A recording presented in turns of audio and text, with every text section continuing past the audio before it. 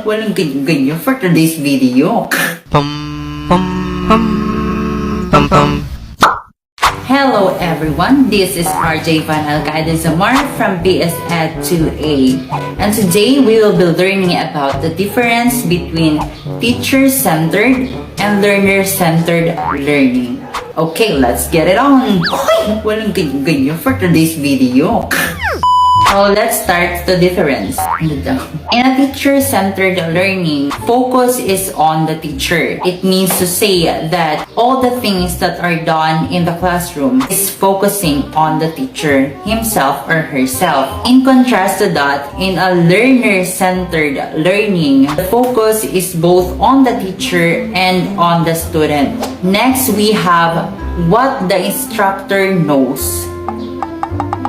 In a teacher-centered learning, it is all about what the teacher knows. It means to say that what she has to impart to the student is coming from herself or himself. Meanwhile, in a learner-centered learning, in learner-centered learning, it is the application of what they've learned.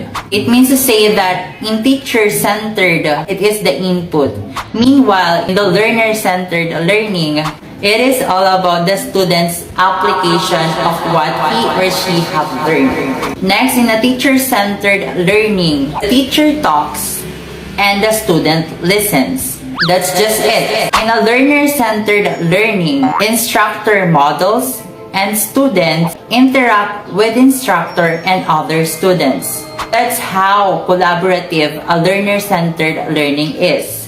Next difference is that in a teacher-centered learning, student works alone. It means to say that students have to do their activities on their own. On the other hand, in a learner-centered learning, students do their activities in pairs or in groups. So there is a cooperative learning among all the students while the teacher facilitates. Next, we have in teacher-centered learning, instructor corrects and monitors students' utterances. However, in a learner-centered learning, students talk without teacher constantly monitoring them. And instructors or teachers provide feedbacks after the student talks. Next, we have in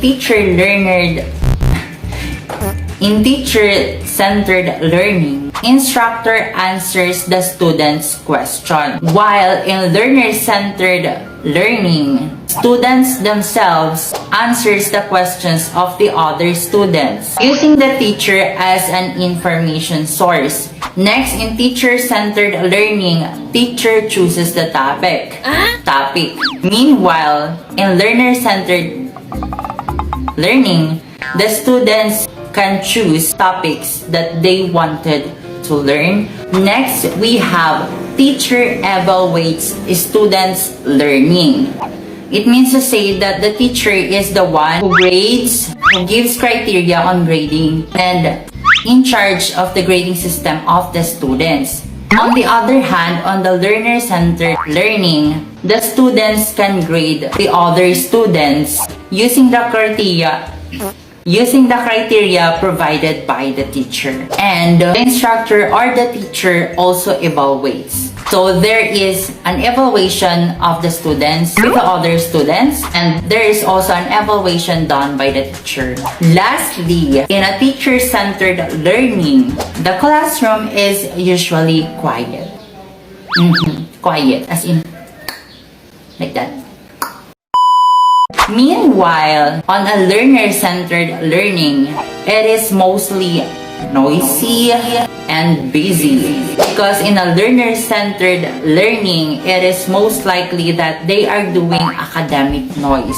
So there you go, everyone, the difference between the teacher-learner, the teacher-centered, and the learner-centered learning. Again, I am RJ Van Alcaide Zamora from BS Ed 2A. Bye!